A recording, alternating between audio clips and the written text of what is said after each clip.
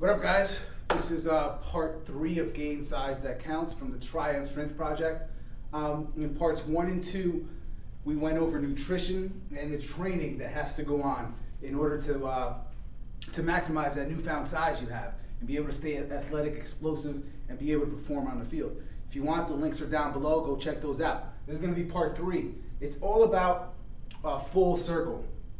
So now we're assessing basically mobility, or being able to have free range of motion in all joints in every which direction, or optimal free range of motion, because there is such a thing as too much. And we won't get into that today.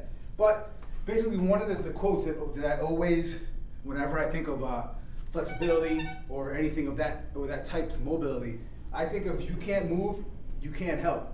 If you're tight, immobile, and you can't get yourself into certain positions or get yourself out of certain positions, as in a team sport, in individual sport, you ain't gonna help yourself, you're not gonna help the team. So that's why this is so important. So that's why optimal warm-ups are important before rigorous training, and even cool down warm-ups are important. And that way you keep everything nice and loose and not tight.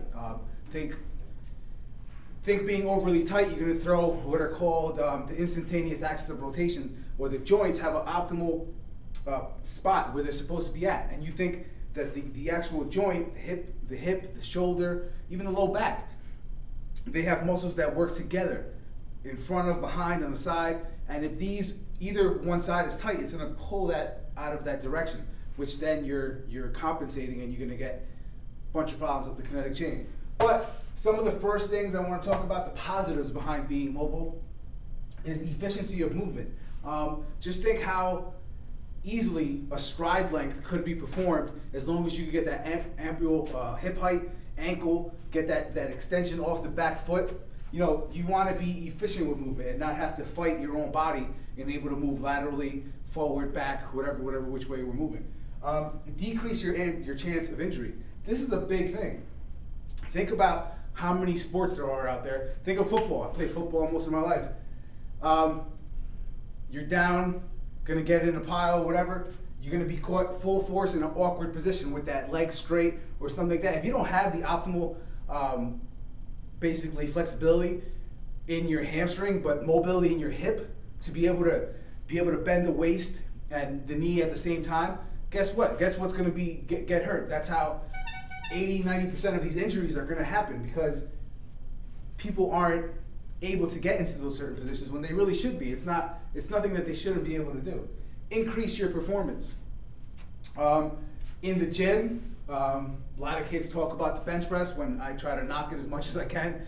But think, if you can't, we all know, if you can't retract your shoulder blades back, how powerful are you really going to be pushing against that bench? If you have a rounded back, you can't push worth of nothing. You have to be able to get them scaps back and push.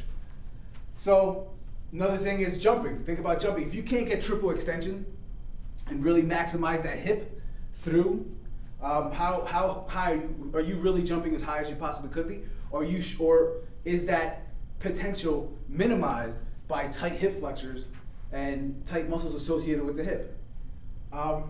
Increase range of motion, just like efficiency of movement.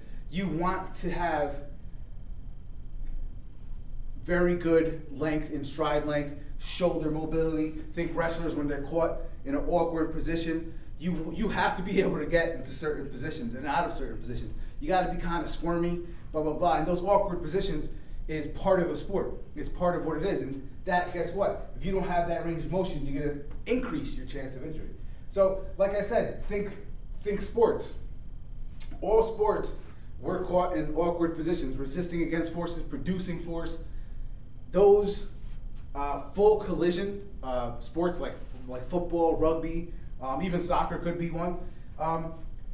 You have to be able to have full mobility in your joints, or else something's going to give somewhere.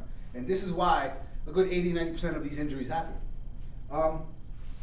So, like I said, I broke it down just to field sports: lacrosse, baseball, soccer, football, whatever field sport you can think. I mean, I consider kind of field, like it's there for the basketball court, even though it's indoors. Same premise, same thing. You're not going to be able to be able to be the best that you can be without being mobile and agile.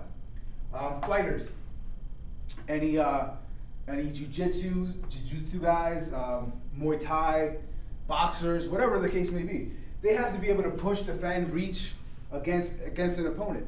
How really hard are you going to punch if you have a tight lat? If you really can't extend that right back and come back? I mean, how really can you really stick that jab out there with only being able to be a T-Rex and bat? You know what I mean? So think of any overhead athletes. If you're for baseball, throwing a baseball, if that shoulder isn't doesn't move very freely, and just move right through, think about what happens.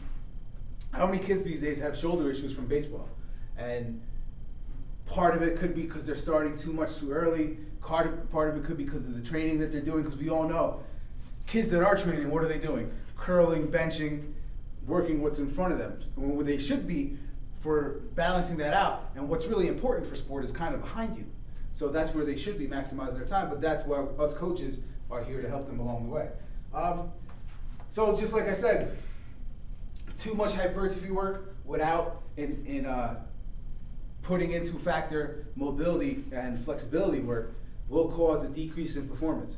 So this is just mobility, and we talked about the training and how the strength work they have to do, the power work, the sprinting that they must do, change of direction work, to be able to, now that they put on those 15, 20 pounds, when they watch part one on how to do it, about the nutrition, then they have to understand the training that's involved. And another key component to that is that you have to stay mobile and agile and flexible to be able to perform your job on the field and help your team out or help yourself. But this is Gain Size That Counts, part 3. This is Lou from the Triumph Strength Project. Any questions or concerns, hit me up down below. More stuff in the future. Later.